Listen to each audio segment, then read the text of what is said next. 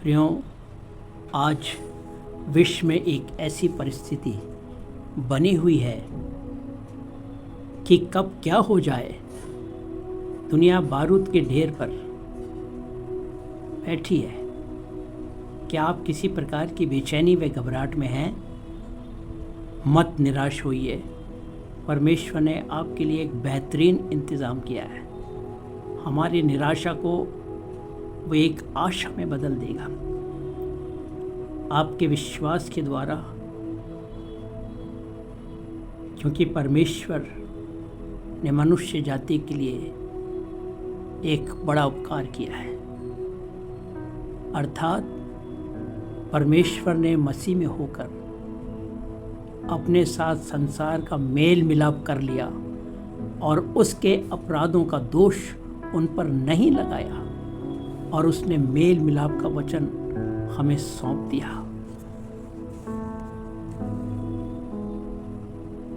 इसलिए हमें ये जानना महत्वपूर्ण है कि वे अपने स्वयं के कामों के द्वारा नहीं, बल्कि आदम की आज्ञा का उल्लंघन करने के द्वारा पापी बना दिए गए थे।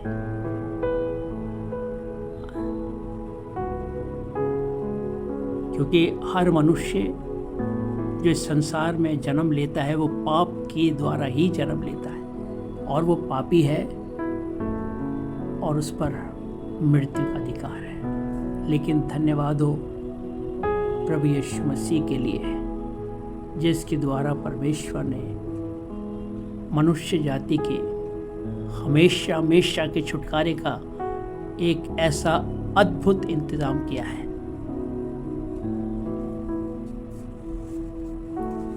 बाइबल कहती है और भी समझाती है। यह कहती है, इसलिए जैसा एक मनुष्य के द्वारा पाप जगत में आया और पाप के द्वारा मृत्यु आई, और इस रीति से मृत्यु सब मनुष्यों पर फैल गई, क्योंकि सबने पाप किया। इसका अर्थ यह है कि आदम जो पहला व्यक्ति इस संसार का था, उसकी अनाज्ञाकारिता के कारण सभी पापी बना दिए गए।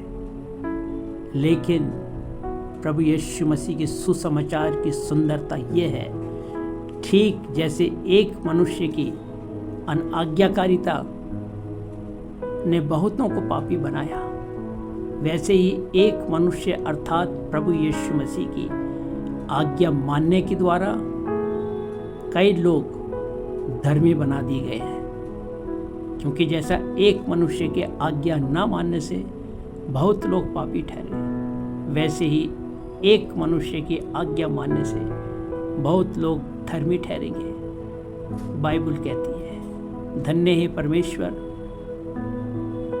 तेरी इस अद्भुत योजना के लिए। यही वो सुसमाचार है जिसका हम विश्व भर में प्रचार करते हैं। जिस धार्मिकता का एक सुसमाचार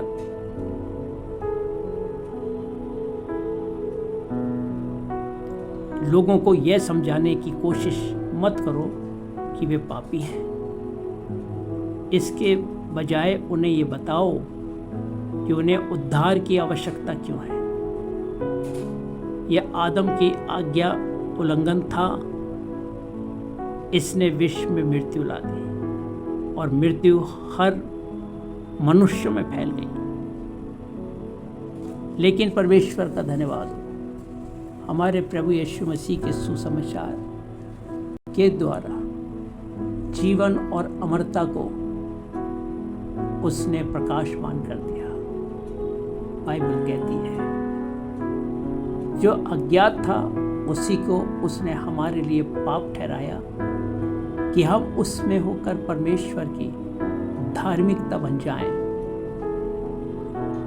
वचन कहता है, और वह गवाही यह है कि परमेश्वर ने हमें अनंत जीवन दिया और ये जीवन उसके पुत्र में है। यह सुसमाचार है, ये मसीह यीशु में जीवन, विजय और धार्मिकता का संदेश है। क्या आप इस अद्भुत सुसमाचार पर विश्वास करते हैं जो आपको मृत्यु से निकालकर जीवन और अमरता को आपके जीवन में प्रकाशमान कर दे, तो आप आज ही कहें, प्रभु यीशु मसीह मेरे सब पापों को क्षमा कर। मैं इस सुसमाचार पर विश्वास लाता हूँ और वो आपको इस सुसमाचार की सुंदरता के द्वारा अनंत जीवन में दाखिल करेगा जहाँ पर कोई मृत्यु नहीं है। परमेश्वर इस वचन पर आशीष दे। आमीन।